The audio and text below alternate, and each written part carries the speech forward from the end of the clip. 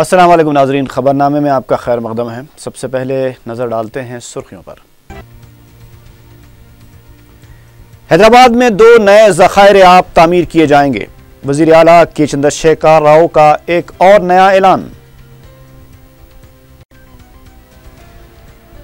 मोटा चावल पॉलिश करने से नहीं बन जाता, अपोजिशन के तबसरे पर वज़ीर सिविल सप्लाईज का रद्द-ए-अमल।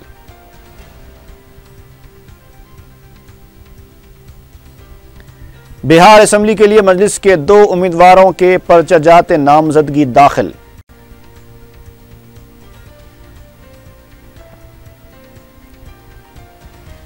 आंध्रा को खुसूसी रियासत का दर्जा दिलाने के लिए जगन मोहन रेड्डी की भूख हड़ताल 6वें दिन में दाखिल, शुगर की सतह में कमी। और पहाड़ी शरीफ पुलिस हुदूद में पेश आए कत्ल का मुअम्मा हल, मकतूल की बीवी समेत 3 मुल्जिमीन गिरफ्तार।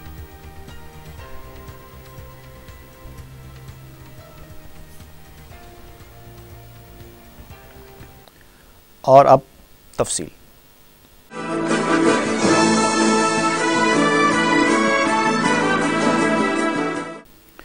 वज़ीर आला के चंद्रशेखर राव के दिल खुशकुन ऐलानात में अब एक और का इजाफा हुआ है।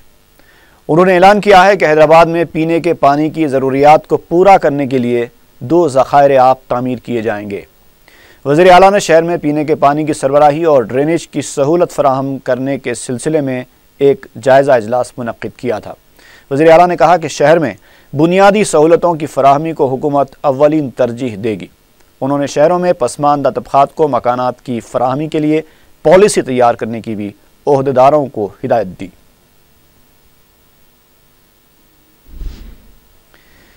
रियासती वज़ीर सिविल सप्लाईज ई राजेंद्र ने कहा है कि तेलंगाना वो वाहिद रियासत है जहां हॉस्टल्स के तलबा को बारीक चावल फराहम किया जा रहा है।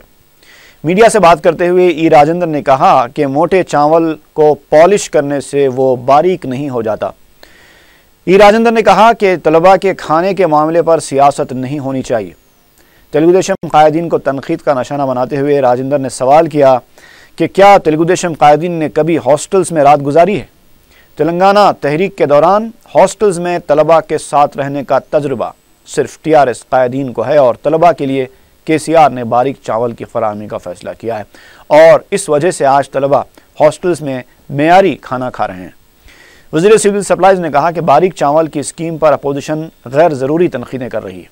उन्होंने बताया कि सिविल सप्लाईज महकमे में बदउनवानियों में मुलविस अफराद के खिलाफ अब तक 2440 मुकदमे दर्ज किए गए हैं और बड़े पैमाने पर बदउनवानियों में कमी वाक़ई हुई है। बिहार असेंबली इंतखाबात के लिए मजलिस के 2 उम्मीदवारों ने अपने पर्चा-जात नामजदगी दाखिल कर दिए हैं। हल्का असेंबली कोचादामन से अख्तरुल ईमान और किशनगंज हल्के से तासीरुद्दीन ने पर्चे नामजदगी दाखिल किए। मजलिसी कारकुनों की कसीर तादाद इस मौके पर मौजूद थी। मजलिस ने अब तक सीमांचल के इलाके से 6 उम्मीदवारों के नामों का ऐलान किया है। बिहार में मजलिस के इंतखाबी अमल में हिस्सा लेने से मकामी मुसलमानों में गैर मामूली जोश व खरोश देखा जा रहा है।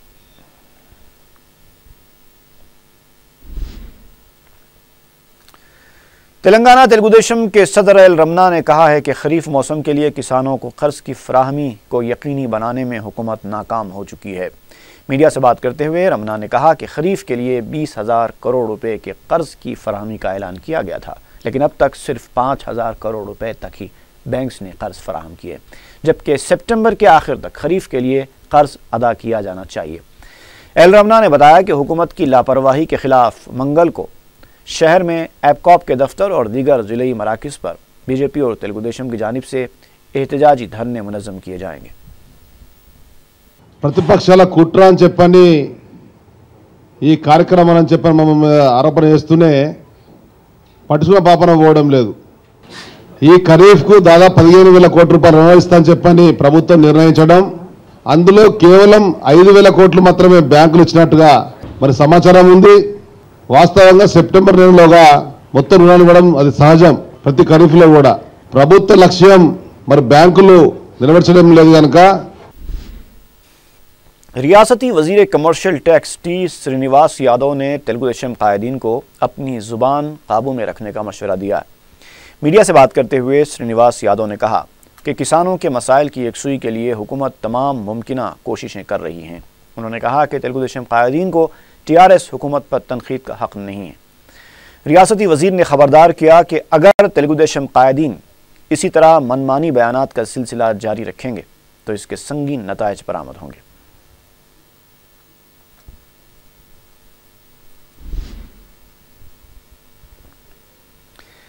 TRS के रुकने कौंसल के प्रभाकर ने इल्ज़ाम लगाया है कि साबिका हुकूमतों ने कॉन्ट्रैक्टर्स को फ़ायदा पहुंचाने के लिए प्रोजेक्ट्स की तामीर के लिए संग बुनियाद रखा था।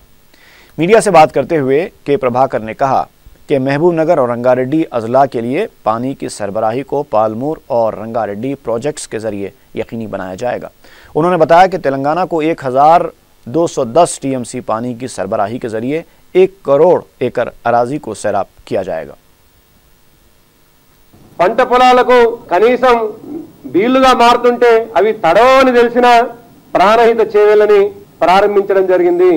ప్రాణహిత చేవెళ్ళ డిజైన్ లో చాలా స్పష్టంగా లోపం ఉంది అనేటువంటి విషయం ఇవాళ అధికారంలోకి వచ్చినాక కాదు, ఎన్నికల కంటే ముందే ఎన్నికల సభలోనే నేటి ఈ రాష్ట్ర ముఖ్యమంత్రి ఆనాటి తెలంగాణ ఉద్యమకారుడు కేసీఆర్ గారు పరిగి సభలోనే ప్రాణహిత చేవెళ్లతో తెలంగాణ ప్రజల కష్టాలు పోవు, నీళ్లు రావు, పాలమూరు రంగారెడ్డి ఎండిపోతది అనే మాట చెప్పడం జరిగింది। आंध्र प्रदेश को खुसूसी दर्जा देने का मुतालबा करते हुए 6 दिनों से भूख हड़ताल कर रहे जगन मोहन रेड्डी की सेहत बिगड़ती जा रही है। डॉक्टर्स की जानिब से पीर को दोबारा जगन के मुआयने किए गए।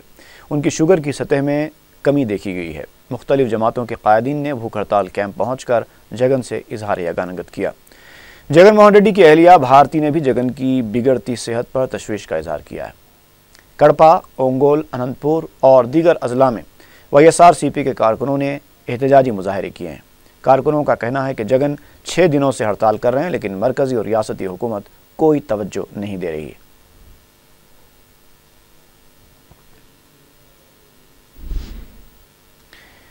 YSRCP की लीडर लक्ष्मी पार्वती ने जगन की सेहत से मुताल्लिक़ रियासती वजीर के रिमार्क की मजम्मत की है। मीडिया से बात करते हुए लक्ष्मी पार्वती ने रियासती वजीर पुल्लाराव पर बदनवानियों में मुलविस होने का इल्ज़ाम आयद किया। उन्होंने कहा कि महात्मा गांधी के रास्ते पर चलते हुए एहतजाज करने वाले जगन के खिलाफ रिमार्क्स मुनासिब नहीं है। लक्ष्मी पार्वती ने कहा कि आंध्र प्रदेश को खुसूसी दर्जा दिलाने के लिए भूख हड़ताल कर रहे जगन की बिगड़ती सेहत पर हुकूमत कोई तवज्जो नहीं दे रही है।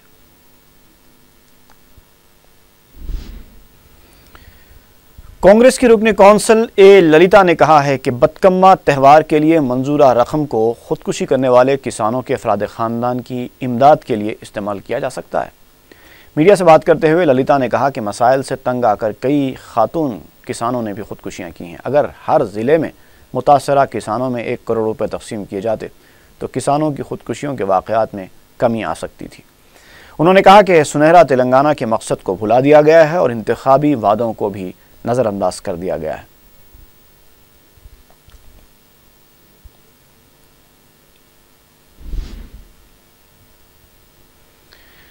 कांग्रेस के रुकने राज्यसभा वी हनुमंत राव ने कहा है कि RSS और BJP तहफ़्फ़ुज़ात को ख़त्म कर देना चाहते हैं। मीडिया से बात करते हुए हनुमंत राव ने सवाल किया कि जब गुजरात में पटेल तबका तहफ़्फ़ुज़ात के मुतालबे पर एहतजाज कर रहा था, उस वक्त मोहन भागवत और नरेंद्र मोदी खामोश क्यों थे। उन्होंने कहा कि बिहार के अवाम में भी तासुर पाया जाता है कि अगर BJP इक़्तिदार पर आएगी तो कमज़ोर तबक़ात के तहफ़्फ़ुज़ात को ख़त्म किया जा सकता है।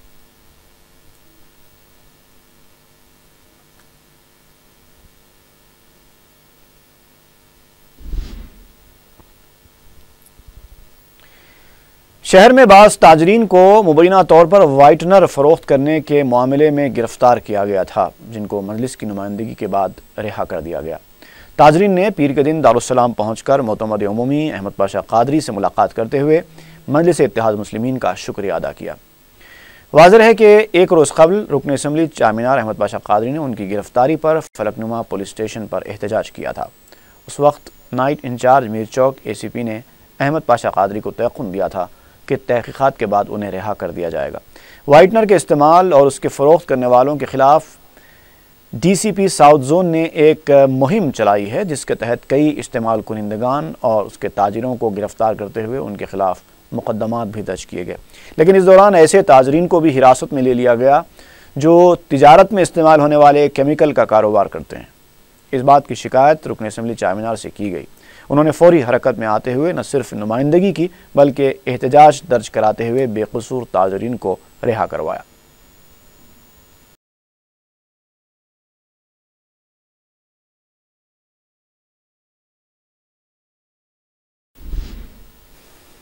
सेंट्रल जोन डीसीपी टीम ने नामपल्ली रेलवे स्टेशन के अहाते से 17 आवारा अफराद को तहवील में लेकर उनकी काउंसलिंग की।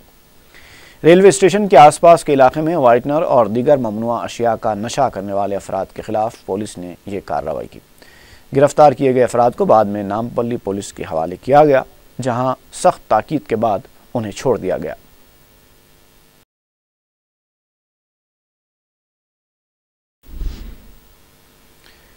लंगर हाउस के लक्ष्मी नगर इलाके में मकामी अवाम ने पानी की किल्लत की शिकायत की है। मकामी अवाम ने बताया कि गुज़िश्ता 4 से 5 दिनों से मुसलसल आलूदा पानी सरबराह किया जा रहा है, जिससे हिफ्ज़ान सेहत के मसाइल पैदा हो रहे हैं। मकामी अवाम का कहना था कि मुतल्लिक़ा हुक्काम को इस सिलसिले में कई बार तवज्जो दिलाई गई, लेकिन अब तक कोई कार्रवाई नहीं की गई। उन्होंने हुक्काम से मुतालबा किया कि इस सिलसिले में फौरी इक़दाम किए जाएँ।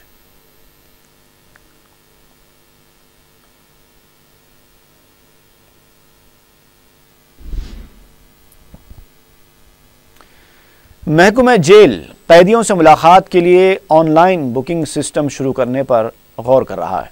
ज़राए के मुताबिक मुख्तलिफ जेलों के बाहर सैकड़ों लोग अपने कैदी रिश्तेदारों से मुलाकात के लिए दरख्त के नीचे या किसी और सायादार जगह इंतज़ार करते हैं। उनमें से बाज़ तो दूर दराज इलाक़ों और अजला से आते हैं। स्टेट प्रिजन्स के हुकाम इस मुश्किल से मुलाकातियों को नजात दिलाने के लिए ऑनलाइन बुकिंग सिस्टम शुरू करने का मंसूबा बना रहे हैं।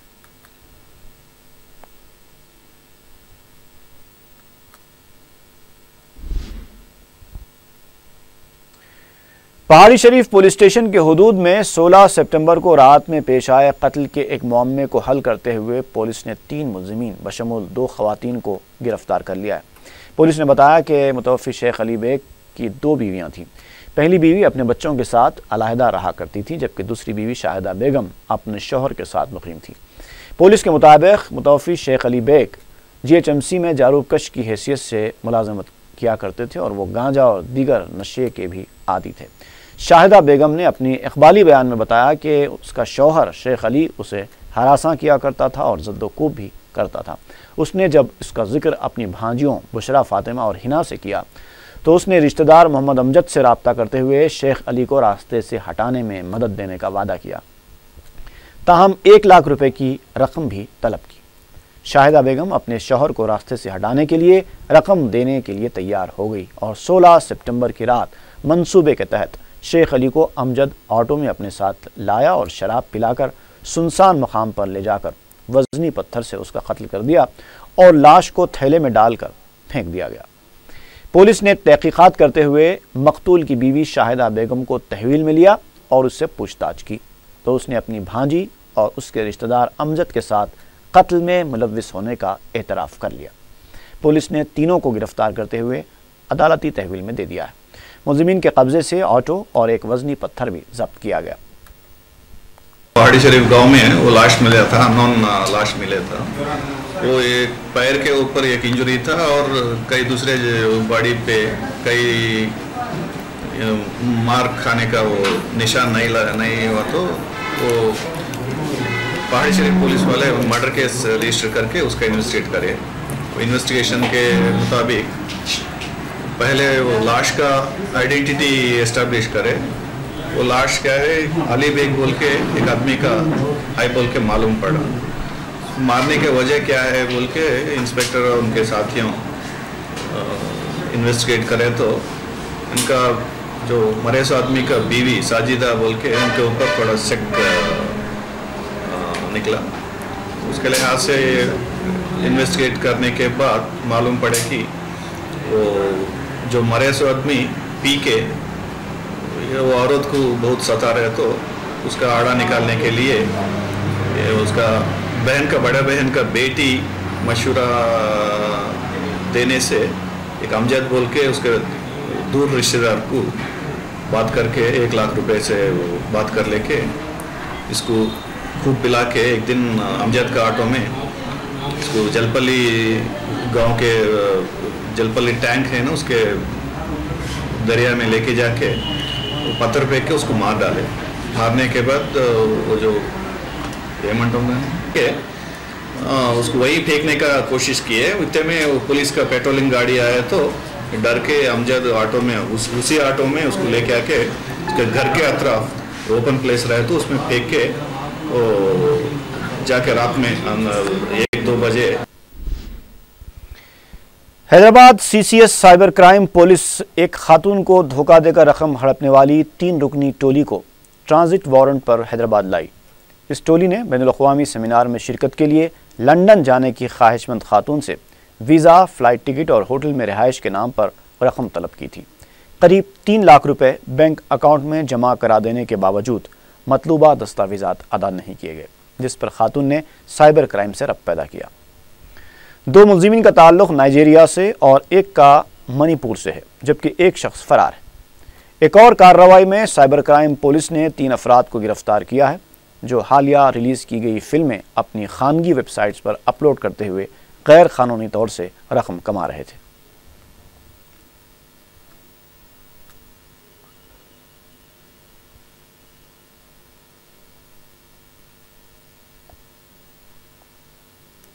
पुलिस स्टेशन में एक लेडी ने कंप्लेंट दिया है कि कॉन्फ्रेंस यूनाइटेड किंगडम में कॉन्फ्रेंस होने का है और उस वजह से एक मेल उनको आया और कॉन्फ्रेंस में पार्टिसिपेट करने के लिए, जिसके कारण उन्होंने काफ़ी सारा अमाउंट्स एक बैंक अकाउंट में डाल दिया, लेकिन ये पूरा फ्रॉड निकला। तो इस पर हम लोगों ने हमारा जो CCS cyber crime police party को हम लोगों ने दिल्ली भेजा और दिल्ली में हम लोगों ने 3 लोगों को गिरफ्तार किया है।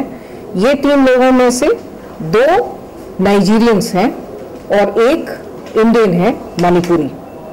इनका मोडस ऑपरेंडी मैं बताऊंगी।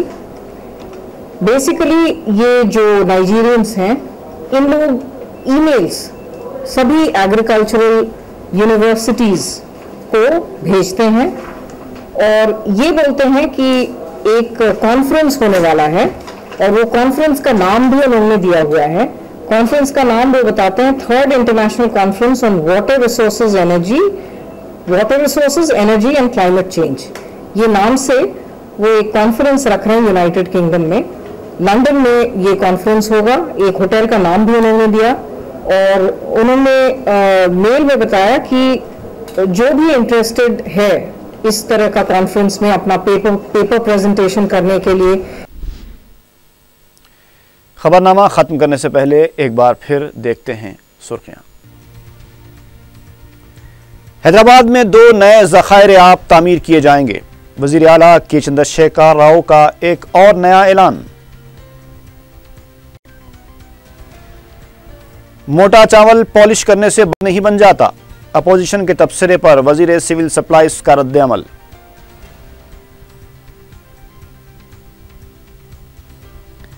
बिहार असेंबली के लिए मजलिस के 2 उम्मीदवारों के पर्चा-जात नामजदगी दाखिल।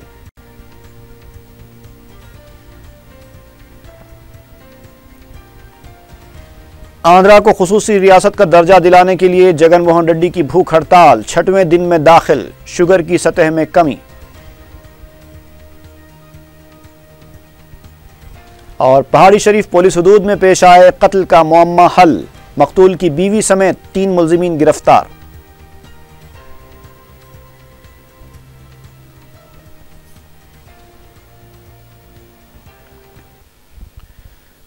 इसी के साथ ही खबरनामा खत्म हुआ। फी अमानिल्लाह।